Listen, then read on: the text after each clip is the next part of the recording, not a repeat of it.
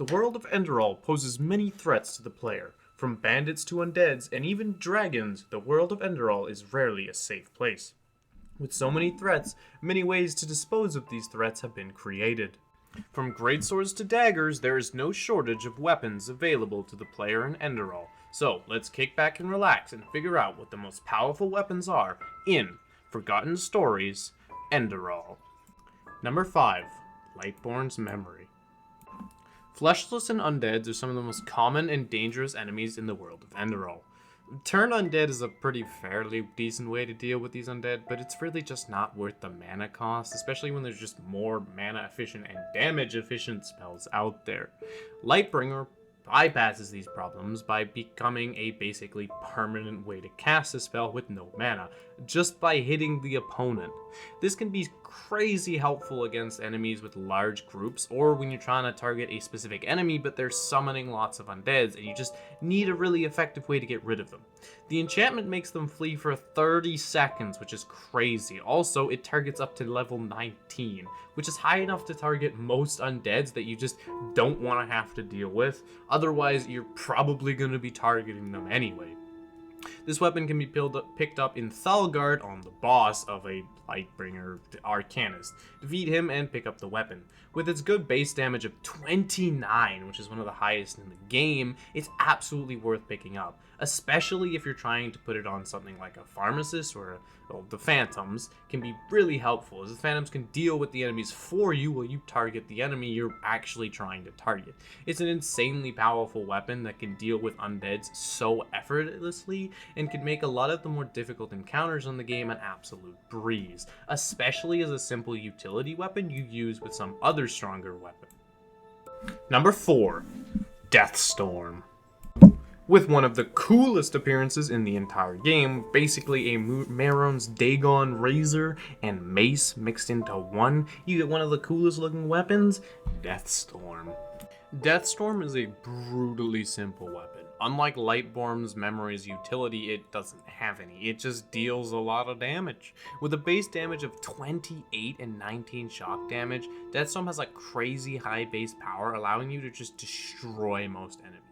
Wizards are the most difficult type of enemies in the game, being able to just kill you in a couple spells. So the extra help of being able to drain their magic from the shock is just crazy helpful on top of all of that. Also, enchanting in this game just isn't as strong as Skyrim, and an 18 extra damage for shock is not something that is easy to come by.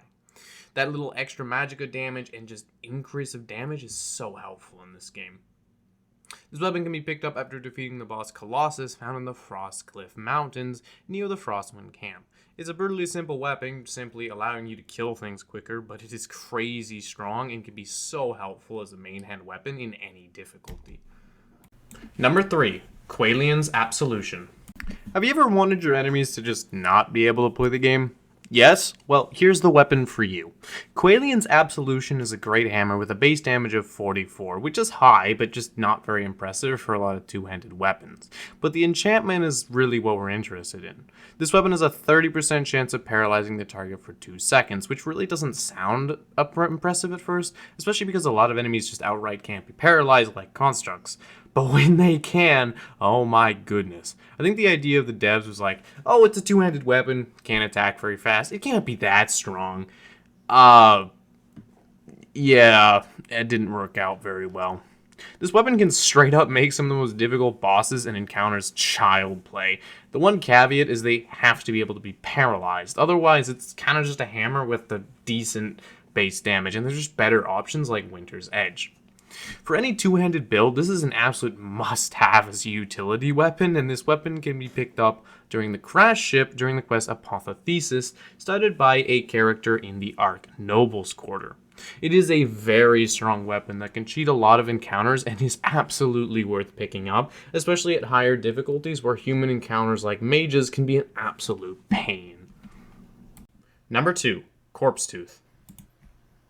Corpse Tooth's ridiculously high base damage and stupidly powerful enchantment makes it one of the strongest weapons in the game. At a base damage of 34, which I don't think I have to describe why it's so powerful, especially because it's a dagger, on top of its crazy enchantment of dealing a huge amount of damage on a critical hit. With synergying with stealth and enchantments, like, Like, the assassin class is ridiculous. While enderal certainly does its best to make stealth as balanced as possible, it still ends up failing. Like Skyrim, stealth is incredibly strong. In the attempt to nerf stealth, they introduce a new mechanic, critical hits. Yes, they are in Skyrim, but you know what I mean. Critical hits do what you assume, a bit more damage and a higher chance to stagger. It's a fairly niche mechanic, and a lot of players will end up seeing it, but really not utilizing it to its fullest potential, unless you go for a stealth build. The assassin class has a ridiculously high crit rate, resulting in weapons like Voice of the Forgotten and Corpse Tooth to be a bit stronger than you might have thought.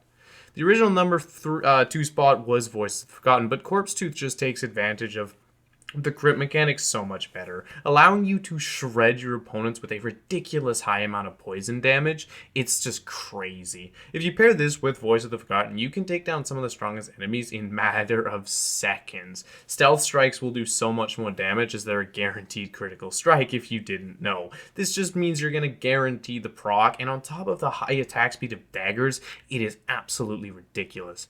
It's a reward given to you to finish the Wishing Well quest or Lost Hearts, and it's the Wishing Well in Duneville. It's a pretty easy quest to complete, you just need some materials, and the reward is ridiculous. With its crazy synergy with the Assassin class, it is absolutely no surprise that this weapon takes the number 2 spot. Number 1. Death Widow's Elegy. During the quest Lost Hearts, you can give some items to one of the Wishing Wells to get yourself a blueprint for Death Widow's Elegy, and boy is it worth the effort. This weapon has the highest base damage of 52, which is the highest of the entire game, not just out of two-handed weapons, and it has an enchantment of dealing 18 points of frost and stamina damage.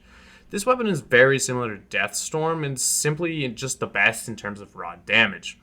It's also a great sword, giving it a pretty reasonable attack speed for a two-handed weapon. Two-handed is arguably the strongest playstyle in the entire game, so having 2 weapons of the class on this list is pretty crazy. Pairing this thing with Qualan's Absolution is ridiculous, especially if you give Qualan's to something like a Phasmalist to just make it stun everything, and then you just come in with Death Widow's Elegy and just wipe the floor with enemies. This thing is absolutely crazy, and it's not much of a surprise that it manages to find the number 1 spot on this list. Thank you guys so much for watching. I hope you enjoyed. If you did, have a wonderful rest of your day, and I hope to see you guys all in my future videos. Peace out. I hope you guys have a good rest of your life, and see ya.